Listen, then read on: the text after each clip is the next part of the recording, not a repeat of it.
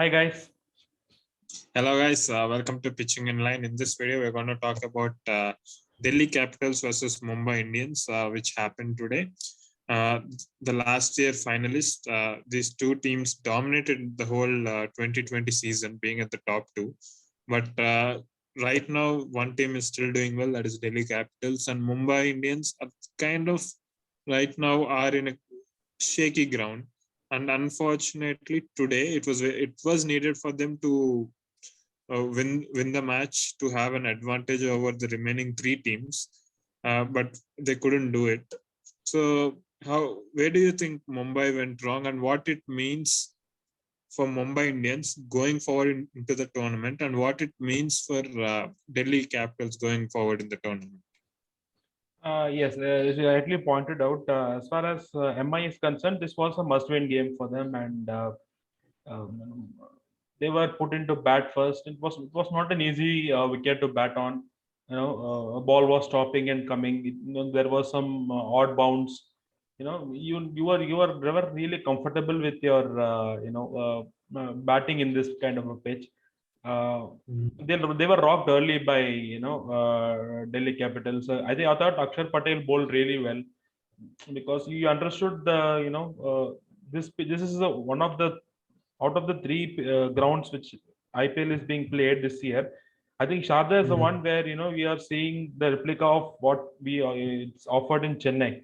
So I think and more to do with their confidence, man, more than anything. Their middle order is not firing. Surya Kumar Yadav has been in, let's put it straight, he is in a bad form. And Ishan Kishan, he is dropped. And Kyron Pollard is, kind of blow hot, blow cold. And Rohit Sharma is not contributing. So everything kind of, made sure that Mumbai didn't cross the lane. But as far as DC is concerned, it's a big win for them. They were defeated by Mumbai Indians three times last year, so they had to take that revenge back. And I thought, well, already they have defeated them in the past, this earlier this season. And so DC will be really confident, going into the playoffs, beating a team like Mumbai Indians will definitely add a lot of confidence to their army. Hmm. And what do you say about where do you think they're going wrong? Because I don't know how can one team suddenly be a team with a lot of issues. Because the first leg, yeah, they lost 1-2 matches, which you expect from Mumbai Indians, which you expect from any quality team.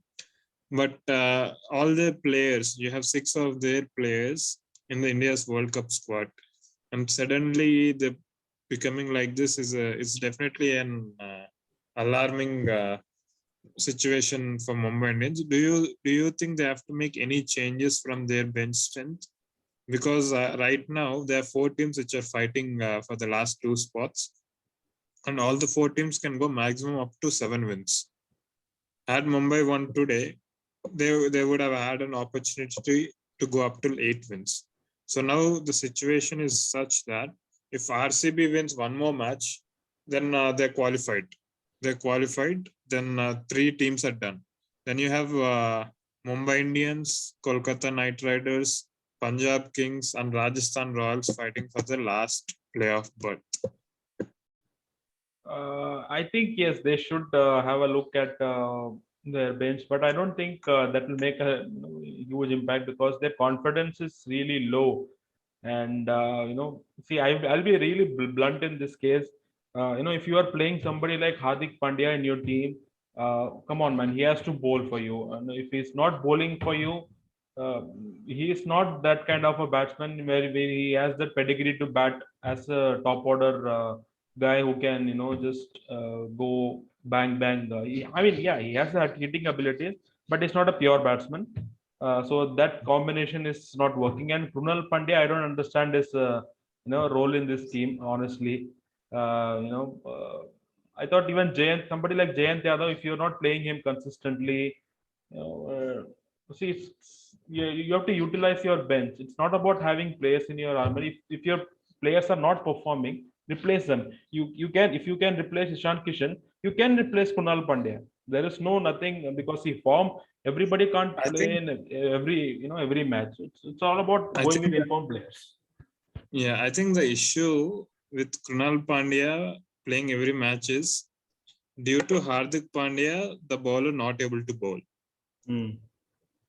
I think that is where the balance is getting affected, because Pollard is somebody, I think you can give him 1-2 overs, couple of overs, but it's not really sure whether you can give him more than 2 overs, right? The situation is such that, I mean, that's how their batting, their team DNA is.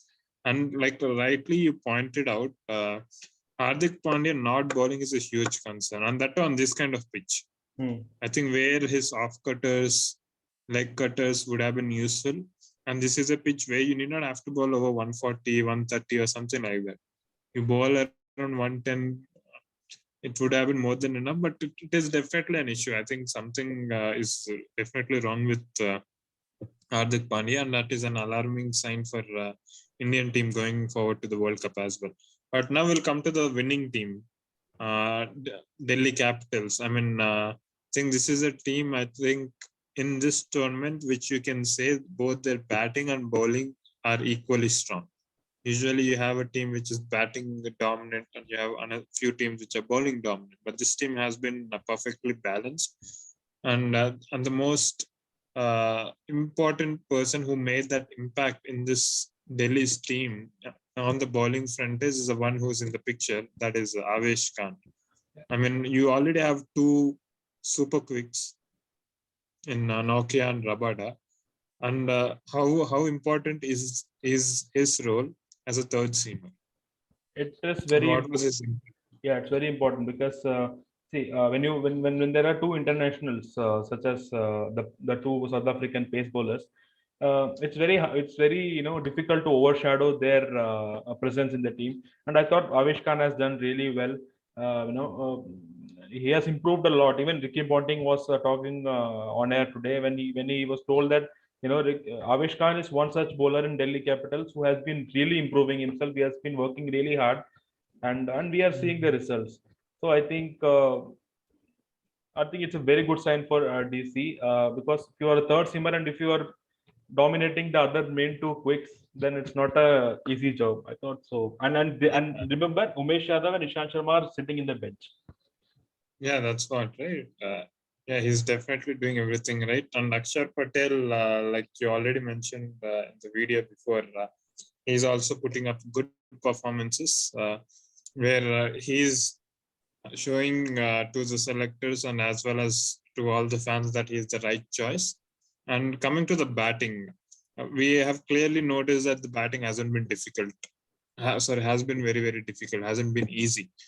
And Delhi also had their fair share of collapse at the start, and it showed why Shreyas Iyer is an luxury. He's a talented player, man. He's a player who can play all kinds of pitches, all kinds of bowling, and he showed the right temperament today to even shepherd Ashwin as well, because one more wicket at that situation would have become very, very tough for them. Yeah, of course. Shreyas Iyer's presence is a huge boost for Delhi Capitals in second phase, and I thought he played very sensibly because see had there been one more wicket, as you said, it could have been just all this. It could have been a final rise. It was run rate, even though wickets were falling, required rate was under check. So and Delhi Capitals, they have already qualified, so they didn't need to take any unnecessary risk to increase their net run rate or something. They just had to play intelligently. They have to just use their brain and play sensibly, take the singles and maneuver the strike. And that's what I think with somebody like Ashwin on the other hand, which it really helped Shreyas Iyer to get things going. And after this innings, there are few names because he's in the team as a reserve player. And looking at the form of Surya Kumar Yadav and Ishan Kishan, and they are floating few rumors whether BCCI might want to change, because you still have that option to change few of your players in the original squad. Do you see Shreyas Iyer coming in or making a valid point for himself? I think he's doing his job.